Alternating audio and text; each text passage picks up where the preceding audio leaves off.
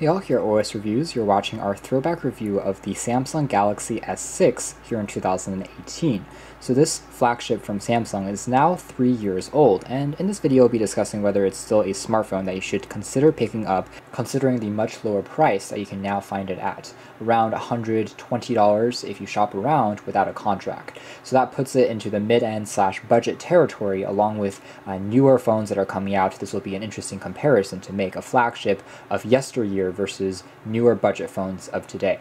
The S6 was the first flagship S-level device from Samsung that came with a more premium build. The previous phones, like the S5, the S4, all had plastic constructions, which Samsung was known for the time. And so if you're picking up the S6 now, it still fits in pretty well as far as design and in terms of the overall fit and finish, because it is significantly more premium feeling than the S5, which we also did a revisited review on a few months ago. Now, the S6 is still a relatively small phone. It has just a 5.1-inch display, so compared to a lot of current flagships that maybe have 2:1 aspect ratios, 6-inch screens, this definitely seems a lot more petite. But 5 inches is still kind of a perfect size in my opinion, because it's easy enough to tuck away into a pocket, and you still have a pretty decent size to interact with media and for web browsing. As usual, Samsung is using their own kind of processing package underneath here. It's the Exynos 7420, which is an octa-core chipset that still handles itself reasonably well. We'll talk about that more in the software and performance section of this video, coupled with 3 gigs of built-in RAM, a 16 megapixel autofocus camera on the back, along with a relatively small 2,550 milliamp hour capacity battery. So compared to modern flagships, which 3,000 is more of an average, this is definitely a small battery pack, and in conjunction with a relatively powerful octa-core chip and a quad HD display means that the battery performance was not very good on the S6, and as a used phone today, I can tell you it's only going to last you for about 1 day, maybe even less than that, before you need to recharge it. So if you're looking for a phone for endurance, then the S6 is probably not going to be the best choice for you right from the offset. All right, so now let's take a closer look at the construction here. On the bottom, we do have access to a micro USB port for charging and a standard 3.5mm headphone jack, so that's always a plus of buying a slightly older phone. There's also a pretty clicky and tactile volume rocker on the side. Along the top, there's also an IR blaster for controlling your TV, along with, on the bottom, a biometric fingerprint scanner. This was also the first Samsung Galaxy phone that had a more modern sensor where you simply tap to unlock, versus the previous S5 that had that kind of strange swipe motion that was less convenient and less precise. We still have access to capacitive controls, which are backlit for going back and opening up the multitasking tray, and these are backlit as well. There's haptic vibrations, and when you tap on them, it vibrates like you're tapping on an actual button. Now, one of the things that you may be noticing from this slightly older unit that we have here is slight peeling or bubbling from some of the edges. This is actually a pretty common kind of hardware defect looking back on some of earlier Samsung phones, such as the Note 5, the S6, and the S7. The layer that's between the glass and the digitizer or screen underneath that can separate when it's exposed to a lot of heat or a lot of use and repeated wear and tear. So that's something to note. Software-wise, immediately we're greeted to Samsung's TouchWiz interface. The phone has since been upgraded to 7.0 Nougat, so it still runs on a fairly up-to-date version of Android and still has all the latest security patches, so no real concerns there. But TouchWiz is a polarizing UI on top of Android. Some people love it, some not so much, simply because it offers a lot of features and modifications from what originally Android looked like. And in the early days, Samsung loved to stack in all types of features, some which were useful, but others too over the top. Thankfully, as generations have gone by and updates rolled out, TouchWiz has gotten better in terms of minimizing many of the extra features that you won't really use too much. As a whole, it still runs pretty well on the hardware of the S6. Okay, so let's start with the camera. The camera is one of the reasons why you should consider the G6. It's a highlight. When it was new, it was one of the best cameras on any smartphone next to the iPhone and LG's more premium flagships. So it's extremely fast in terms of focusing. It takes almost no time at all, even in challenging lighting environments, and it has a relatively wide aperture as well that lets in a good amount of light. So usually budget phones or mid-tier phones struggle tremendously under low light environments outdoors, but on this thing it still does a pretty good job job combined with optical image stabilization, so even in challenging environments, it pulls in plenty of detail.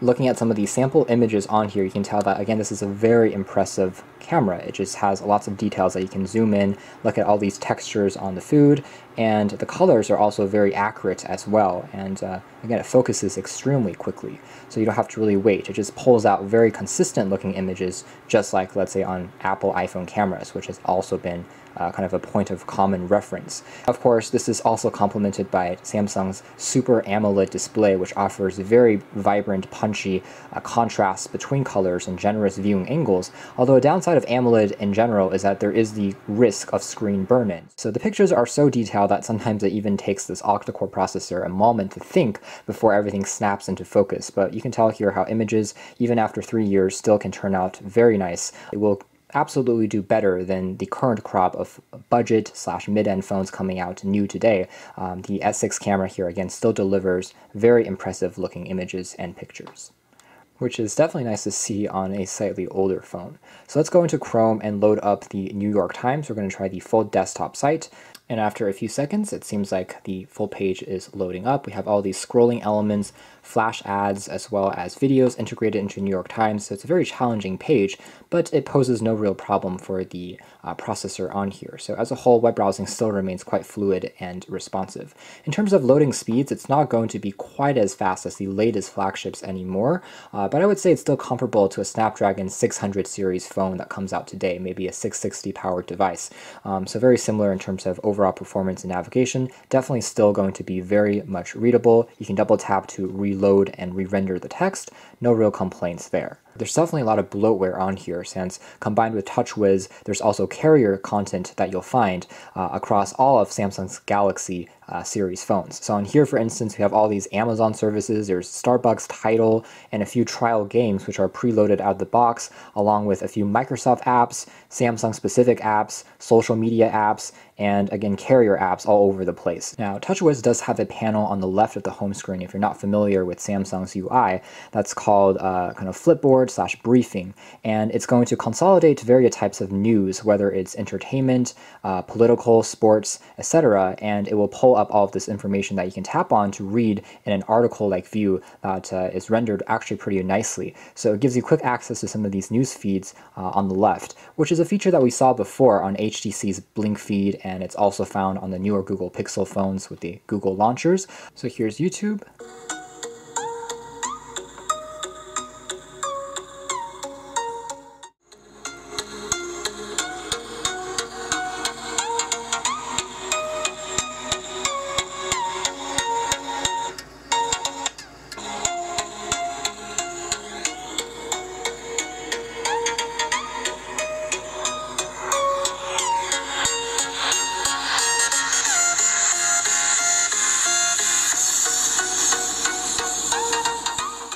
Streaming back media content, whether it's YouTube, Hulu, Netflix, of course, still works without any problems. In fact, that's something that works even pretty well on budget phones today, to be completely honest. But paired with this excellent display where you can view content up to 2K resolution, it really is vibrant and a very enjoyable process.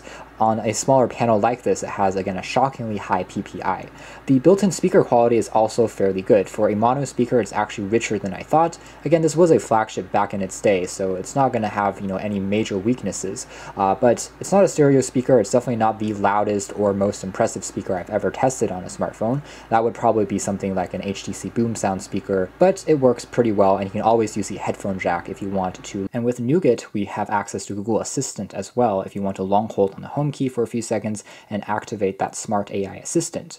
In terms of multitasking and general performance, you can see that 3 gigs of RAM is still more than sufficient on the S6 even after 3 years. So we have a nice handful of apps open, from web pages to videos, and it still is handling itself very well without any slowdown. So here's the S Health application. It allows you to, again, record your heart rate as well as record your fatigue level, your blood oxygen level, all with that built-in biometric sensor, optical sensor on the back of the phone. It tells me to put my finger onto the sensor, so you can see that slight glow, and now it turns red, so it's currently reading my heart rate. I feel this haptic vibration as it's measuring, and now the reading is complete. So it's showing up here what the average range should be, and you can tell right now, if you're resting, doing exercise, what your mood is, and save that in your profile. So it's a nice little extra feature you won't find from many competitors. And I'll briefly mention something about the gaming. Now, it's not necessarily going to give you the best frame rates anymore, especially if you pit it against an S8 or an S9, for instance. Loading times will definitely be longer now, especially in retrospect. However, it still works for the most part, and like most phones, as you start using it a little bit more, so after a cold boot, waiting for a few minutes, opening up a few programs, it actually seems to get a little bit faster and more responsive.